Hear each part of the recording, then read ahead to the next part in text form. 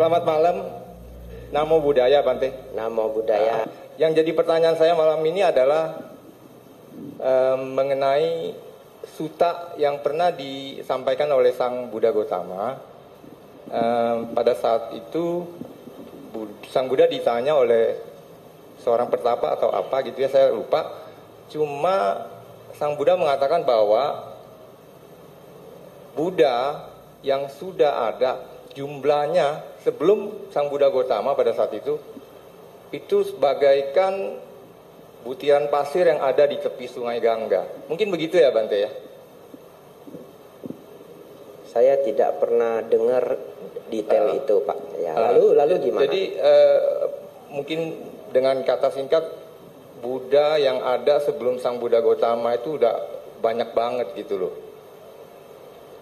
Pertanyaan saya adalah, Buddha yang banyak jumlahnya gitu, apakah tiga macam Buddha yang ada di situ jumlahnya begitu banyak sehingga seperti Pacceka Buddha, terus sama Buddha, Pacceka Buddha, dan Sawaka Buddha, apakah itu yang disampaikan di sutta Sang Buddha Gotama menyampaikan sutta-suttanya kepada si penanya pada saat itu? Nah itu yang pengen saya ketahui. Terus boleh kedua ya Bante, karma yang kita lakukan saat ini itu kan ada ikatan-ikatan tertentu dengan pihak-pihak lain. Nah mungkin sekte-sekte lain atau aliran di Tantra atau Mahayana itu ada istilahnya utang piutang karma. Tolong ini Bante, karena kita para perumah tangga pengen tahu sejauh apa sih utang piutang karma itu terjadi. Bagaimana ceritanya secara singkat aja. Itu dua pertanyaan yang singkat, mohon dijawab. Terima kasih Bante. Ya, terima kasih Pak ya. Pertanyaan pertama, ya dikatakan oleh Sang Buddha ya di zaman-zaman sebelumnya juga sudah muncul banyak Buddha. Ya tentu saja itu merujuk pada terutama Pacceka Buddha dan Sama Sambuddha. Ya, yang paling banyak jumlahnya tentu Pacceka Buddha. Kalau Sawaka Buddha itu murid-murid Sang Buddha. Ya, murid-murid Sang Buddha yang mencapai arahat. Ya, jadi kita biasanya ganti saja dengan para arahat. Ya, sesungguhnya Sawaka Buddha itu tidak bisa secara langsung kita sebut Buddha, karena arti sawaka itu adalah murid. Nah, jadi kalau diterjemahkan itu murid Buddha. Nah, jadi kalau murid Buddha ya murid gitu ya. Ya. Saya tidak bisa, Bante siapa? Murid Bante Panyawaro. Lalu muridnya saya buang. Nggak bisa. Ya, Bante siapa? Bante Panyawaro. Ngerti ya? Tapi sawaka itu artinya para pendengar. Dari kata awa yang artinya mendengar. Jadi yang mendengar Buddha. Siapa yang mendengar Buddha? Murid-muridnya. Lanjut nomor 2. Hutang piutang karma. Itu ceramah saya di kota Medan ya, 4 hari yang lalu. Bahas karmanya 2 hari. Jadi kalau saya bahas tanggal 3 baru pulang kita. Ya, tapi begini intinya, minum dulu ya. Baik, Bapak Ibu Saudara, 2 hal yang penting kita ketahui malam ini adalah: 1, hukum karma itu tidak bekerja dengan cara mata ganti mata, gigi ganti gigi. Ya. Itu peribahasa terkenal dalam bahasa Inggris. An eye for an eye, a tooth for a tooth. Ya, mata ganti mata, gigi ganti gigi. Hukum karma tidak bekerja seperti itu. Jadi ini yang harus Anda ganti malam hari ini di pikiran Anda. Contoh, kalau seseorang senang membunuh, katakanlah dia membunuh binatang ternak, ya. Apakah kelak dia akan dibunuh setiap hari? Tidak. Ternyata hukum karma tidak bekerja seperti itu. Saya kasih yang lebih masuk akal lagi. Bapak Ibu Saudara, bayangkan ada seseorang yang sangat baik hati, lalu dia bertekad setiap bulan dia mau berdana beras 1 ton. Ya, Anda sanggup, banyak yang sanggup kalau niat. 1 ton itu kalau beras sekarang sekilo berapa? 15.000. 18 ya, 18 juta sebulan. Nah, di range yang masih ada lah yang sanggup, begitu ya, masih terdengar masuk akal lah. Baik, dia berdana setiap bulan 1 ton beras. Dari umur 30 tahun dia bertekad sampai akhir hayatnya. Dia panjang umur juga. Dia berdana beras 60 tahun. Pas putaran sio 60. Ya. Baik. Lalu orang ini lahir lagi sebagai manusia. Banyak nggak kebajikannya? Banyak. Kalau hukum karma itu bekerja seperti halnya mata ganti mata, maka orang ini tidak beruntung dalam hidupnya. Kenapa? Lahir dia di keluarga yang baik. Pergi ke sekolah, lihat temannya punya kotak pensil bagus, tas bagus, pulang. Mak, saya mau minta itu kotak pensil bagus sekali. Emaknya kasih beras. Ini karma dia cuma beras. Betul ya? Iya. Setiap Imlek temannya dapat angpau mainan bagus, dia dapat sekarung beras. Sampai meninggal dia dapat beras. Apakah seperti itu yang kita inginkan? Tidak. Oleh karena itu Sang Buddha mengajarkan berbuat baik berbuah kebahagiaan, berbuat jahat berbuah penderitaan. Bahagianya seperti apa? Jahatnya seperti apa? Sesuai keadaan masing-masing. Ya, kasihnya beras selama 60 tahun. Meninggal orang ini, contoh saja ya. Lahir lagi sebagai manusia, lahir di keluarga yang baik. Hidupnya itu sangat mujur. Apapun keinginan yang dia pikirkan cenderung berhasil. Saya ulangi ya, cenderung berhasil. Contoh, SMA dia berpikir, pengen ya saya masuk di SMA favorit, tapi susah ya, yang daftar banyak sekali. Ikutlah ujian. Yang pinter juga banyak, yang nilai bagus juga banyak, ya, terpilih. Begitu ya. Itu berkat apa? Salah satunya berkat beras yang lampau, ya. Lalu dia kepikiran lagi, wah, lagi tren motor ya, pengen punya motor. Pulang ke rumah, bilang sama orang tua, "Pak, saya mau minta motor itu limited edition." Ya udah beli. Nah, udah toh, setengah terkabul, setengah kasih duit. Tapi limited edition, rebutan. Satu Indonesia cuma keluar 200 unit, rebutan. Ya, coba aja beli, pesan online. Keluar dapat, ya toh? Itu berkat apa? Beras, ya. Nah, jadi saudara-saudari, ketika dia sakit ya, sebentar aja sehat gitu, jarang sakit, badannya kuat. Kenapa? Karena selama dia berdana beras, beras itu menjadi kebahagiaan yang beraneka ragam juga. Maksudnya apa? Contoh.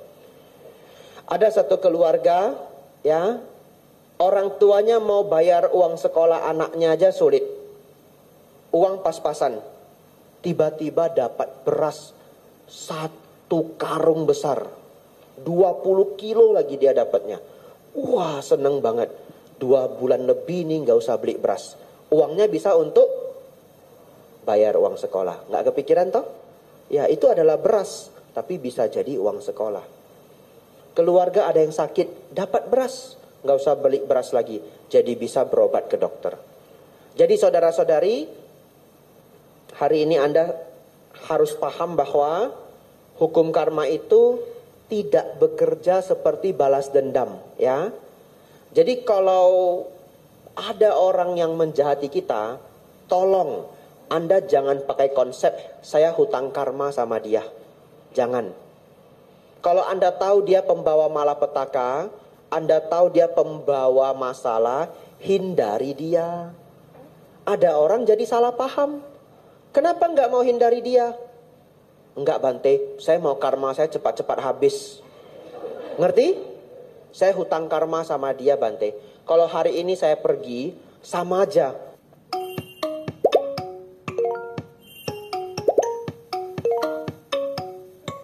Nanti kelahiran yang akan datang ketemu lagi. Ini belajar dari buku kitab suci yang mana? Sang Buddha nggak ngajar begitu. Sang Buddha ngajarnya asewana cak balanang, pandita nancak sewana.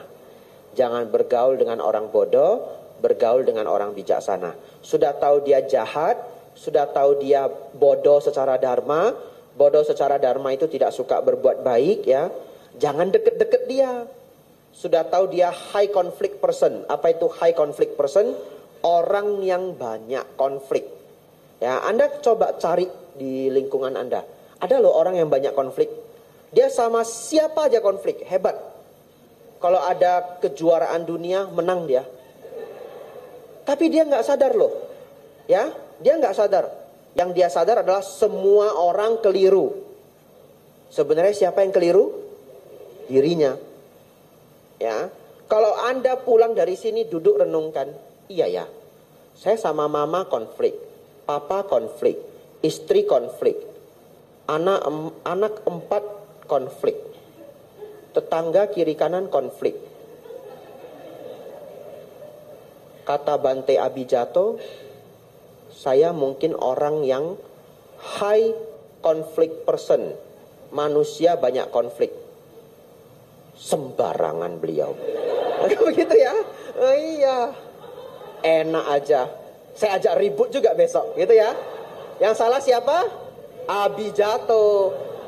Kalau sampai begitu pemikirannya itu sudah lengkap lah sudah. Super high conflict person.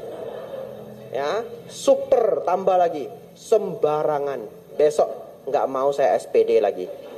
Ya. Lengkap sudah. Nah, ada orang begitu mungkin ya. Nah, tapi coba Anda renungkan. Semua kiri kanan atas bawah, saya kok konflik semua ya. Nah, lalu Anda ingat tadi, jangan bangga dengan sifat buruk kita. Mulailah terbuka hati kita. Iya ya, kayaknya saya orangnya konflikan. Nah, itulah start yang terbaik. Itulah alasan Anda datang ke wihara. Setelah itu bagaimana? Bagaimana saya supaya tidak lagi sering konflik? Apa sih yang mau saya pelajari? Jalan mulia berunsur 8. Pikiran jadi lebih harmonis, ucapan harmonis ya, perbuatan harmonis. Nah, tiba-tiba dia ingat, enggak Bante, saya enggak ribut sama semuanya. Ada satu saya nggak ribut, orang rumah saya. Siapa? Dogi saya. Si Liao ya. Amsyong. Ya. Oleh karena itu, sesungguhnya konsep hutang karma itu tidak diajarkan Sang Buddha. Itu berkembang di masyarakat. Ya. Kalau Anda berpikir ada hutang karma, nanti Anda berpikir harus bayar dia. Ya, tidak. Yang Sang Buddha ajarkan adalah segera lenyapkan penderitaan yang ada. Jauhi penderitaan, ya, jauhi hal-hal bodoh, hal-hal yang jahat. Tidak ada yang namanya hutang. Jadi kalau ada orang menjahati Anda berulang-ulang, Anda jangan bilang Anda hutang karma.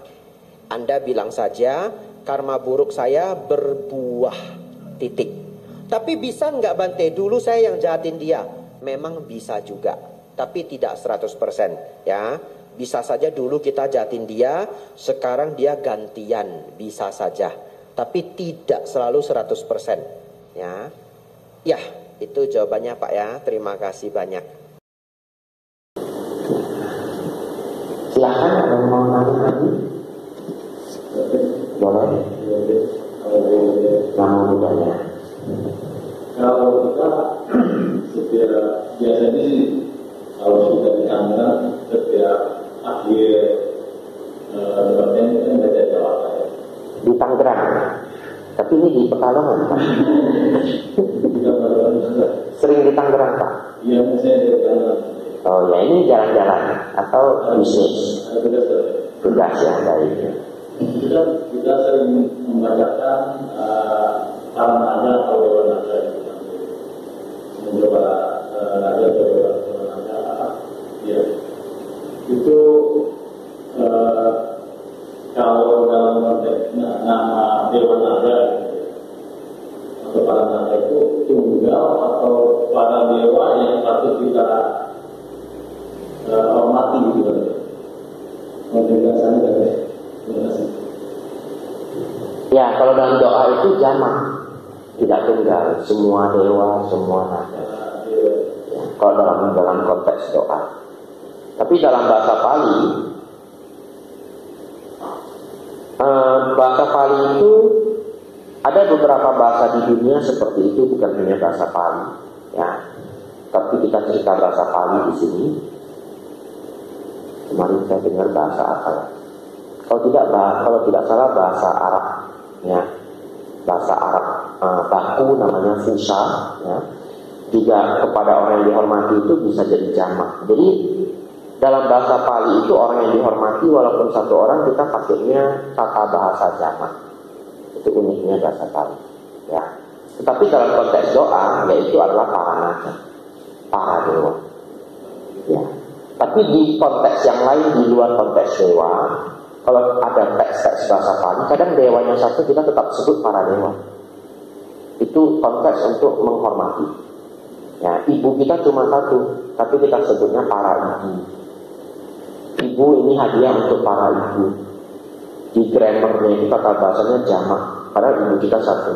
Itu penghormatan. Ya. Semoga tidak bingung Pak ya. Untuk jawaban Bapak, jawabannya jamak. Itu aja. Saya makin jawab malah makin bikin bingung ya. Jawabannya jamak. Lebih dari satu naga, lebih dari satu dewa. Ya. Sama-sama. Ada pertanyaan satu terakhir, kalau tidak ada saya bahas ini terus tutup. Ya, silakan.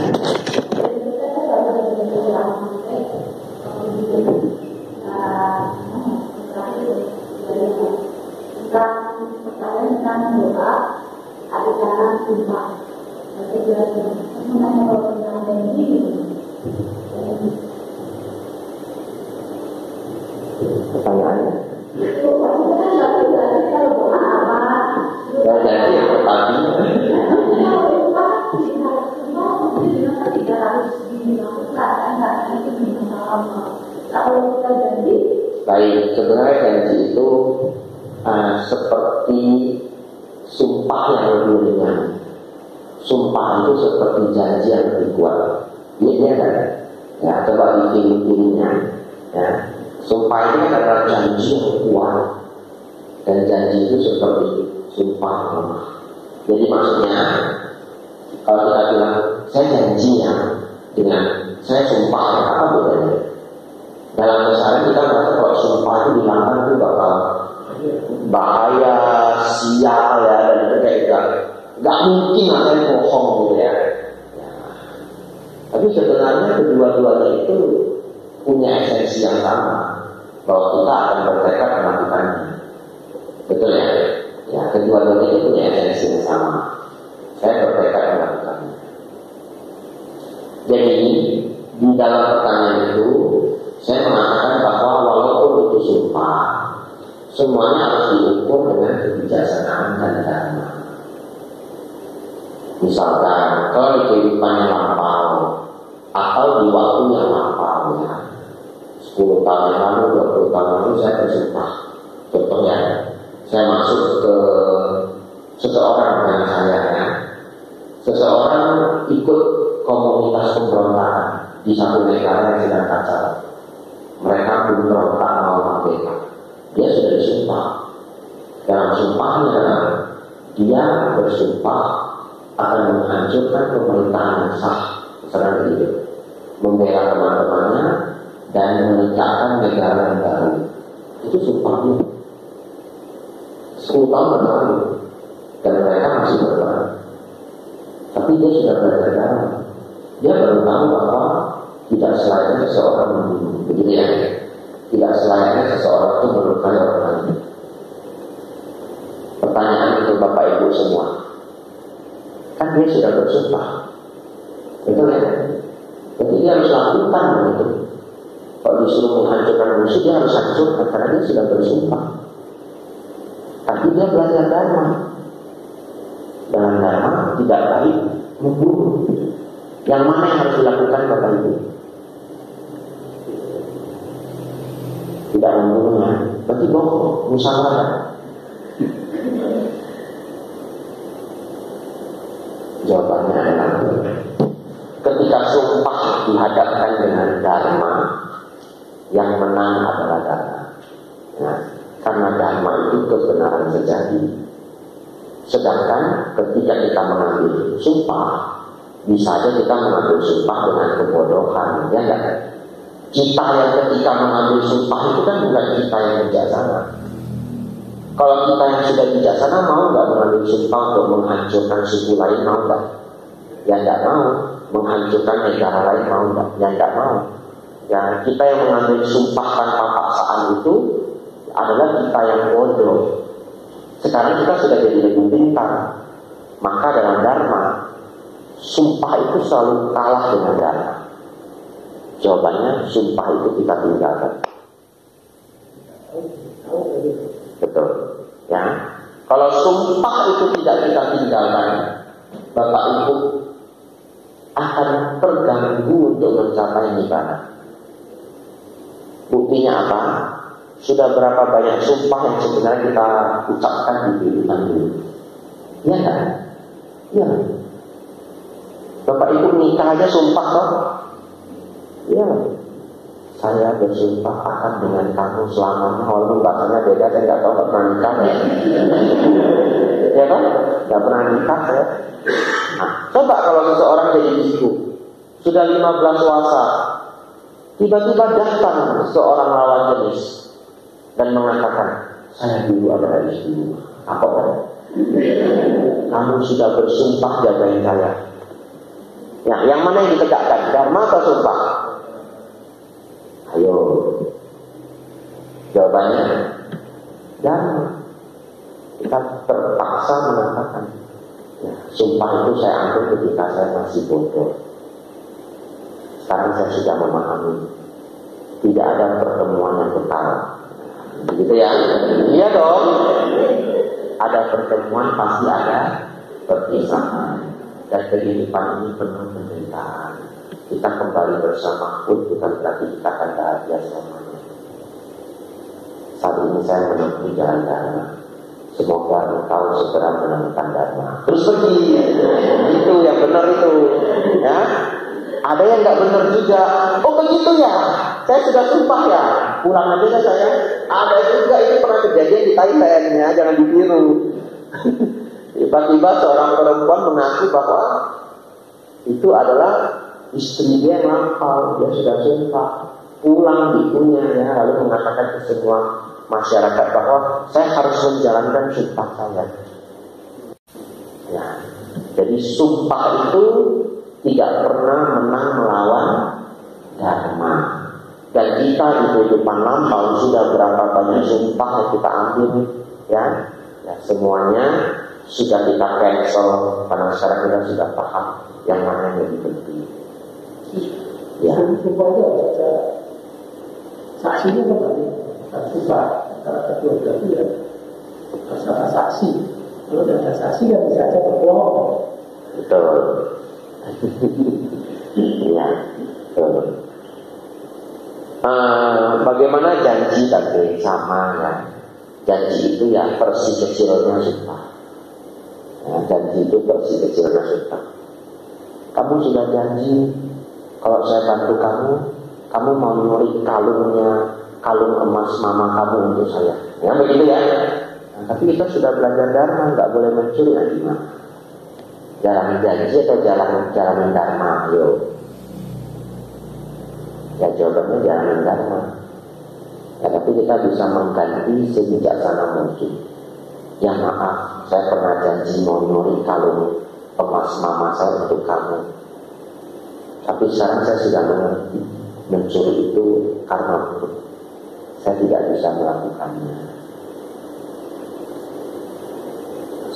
Saya akan berusaha ya menggantinya dengan kalung yang lain. kamu tunggu, saya nabung, nanti saya beliin kamu kalung emas. Saya kok jadi kayak drama sinetron tersanjung ya. Saya kok jadi kayak baca itu skrip sinetron tersanjung itu.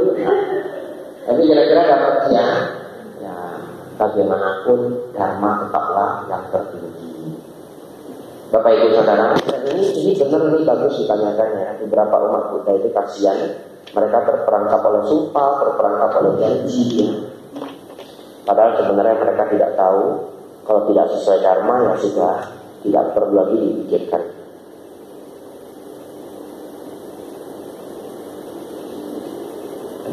Sebenarnya belum saya bahas tentang saya Bapak Ibu ya, tapi disusun memang tidak terlalu terstruktur ya. Jadi kita diskusi ringan saja. Silahkan datang lagi besok Bapak Ibu Saudara, besok sama kelas. Mudah-mudahan bisa menyampaikan inspirasi dharma yang bagus. Nah, cukup saya pikir ya, 50 menit sudah. Ada yang mau tanya lagi? Daripada nggak bisa tidur nanti habis ya. Baik, kalau habis saya tutup ya.